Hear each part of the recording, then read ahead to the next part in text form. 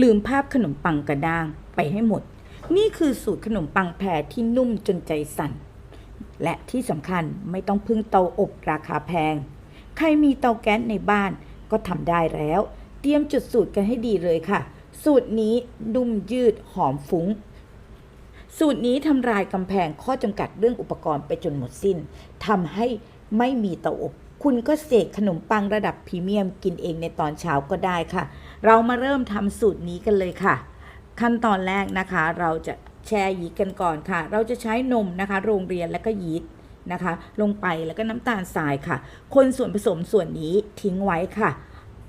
ทิ้งไว้นะคะประมาณ15นาทีค่ะซึ่งเราจะเห็นว่ายีสต์เริ่มบวมขึ้นนั่นเองค่ะยีสต์ทำปฏิกิริยากับน้ำตาลทรายนะคะกระตุ้นยีสต์ให้โตเต็มที่นั่นเองค่ะหลังจากนั้นร่อนแป้งขนมปังจำนวน250 กรัมลงไปค่ะค่อยๆร่อนลงไปนะคะร่อนนะคะให้หมดเลยนะคะแป้งขนมปังแนะนำนะคะยี่ห้อนะคะกาว่าวนะคะซึ่งทิ้งลิงก์ข้างล่างไว้ให้เรียบร้อยค่ะร่อนแป้งเสร็จนะคะก็ใส่น้ำตาลทรายลงไปอีกนิดนึงนะคะ2 ช้อนโต๊ะค่ะใส่เกลือลงไปนิดนึงค่ะคนส่วนผสมนะคะให้กระจายตัวให้ทั่วค่ะค่อยๆคนส่วนผสมทั้งหมดให้กระจายตัวให้ทั่วเลยค่ะทำหลุมตรงกลางไว้ค่ะเห็นไหมคะยีสต์เราได้แล้วหลังจากนั้นเราใส่ไข่ไก่จำนวน2 ฟองจำนวน1 ฟองนะคะเป็นไข่เบอร์2นั่นเองค่ะตีนะคะให้เข้ากันค่ะค่อยๆตีนะคะตีให้เข้ากันเอาไปยอดหลุมตรงกลางนั่นเองค่ะหลังจากนั้นใช้พายคนค่ะตะล่อมให้เข้ากันค่ะค่อยๆตะล่อมไปเรื่อยๆนะคะตะล่อมให้เข้ากันไปเรื่อยๆนะคะจนมันจับตัวเป็นก้อนนั่นเองค่ะหลังจากตะล่อมไปได้สักครู่เนี่ยมันจะจับตัวเป็นก้อนนะคะหลังจากนั้นค่ะเราจะได้ก้อนแบบนี้นะคะก็พักไว้ประมาณ10นาทีแล้วถึงจะใส่เนยละลายลงไปนะคะเนยละลายจะทำให้นวดง่ายนั่นเองค่ะค่อยๆใช้พายลงไปอีกค่ะกดให้เนยนะคะกับพายเข้ากันค่ะค่อยๆกดลงไปค่ะกดไปเรื่อยๆเลยนะคะเนื้อเนยก็เข้าไปในส่วนของขนมปังช่วงแรกจะนวดยากนิดนึงนะคะแต่เราใส่แบบนี้เห็นไหมคะมันจะเริ่มซึมเข้าไปเรื่อยๆแล้วเราจะไม่เห็นส่วนของเนยละลายอีกเลยค่ะหลังจากนั้นค่ะใช้ไม้พายพักไว้นะหลังจากอย่างนี้นะคะพักไว้ประมาณ30นาทีค่ะพอมันขึ้นฟูเป็น2 เท่าอย่างนี้นะคะเราจะเห็นแล้วนะคะปุ๊บนะคะหลังจากนั้นเรานวดต่อค่ะ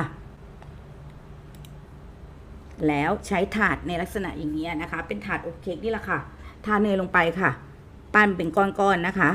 ขนมปังนะคะตัดนะคะเนื้อมันจะเนียนนะคะตัดแบ่งนะคะเป็นก้อนๆในลักษณะอย่างนี้นะคะระหว่างนี้นะคะเราจะต้องเอาในส่วนของหม้อนะคะไปตั้งไฟไว้ให้เรียบร้อยแล้วนะคะ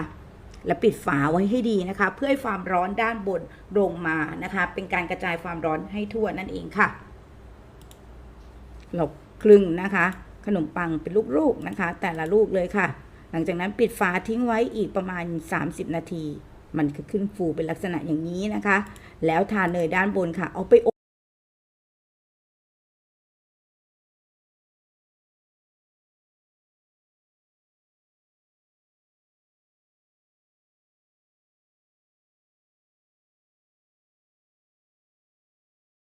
บกันเลยค่ะอบในลักษณะอย่างนี้นี่เองค่ะเห็นไหมคะพอออกมามันจะเหลืองทองสวยมากเพราะว่าความร้อนด้านบนเกิดจากการอบที่เราวางไว้เมื่อกี้นั่นเองค่ะเราก็จะได้ขนมปังหลังจากนั้นรีบทาเนยลงไปเลยค่ะเพื่อกักความชุ่มชื่นนั่นเองค่ะหลังจากนั้นนะคะเอามาจัดจานกันนะคะไว้กินกับในส่วนของสตรอเบอรี่นะคะซอสต่างๆในตอนเช้าได้ทานกับกาแฟได้ค่ะสำหรับคลิปนี้ลาไปก่อนค่ะเจอกันใหม่คลิปหน้าสวัสดีค่ะ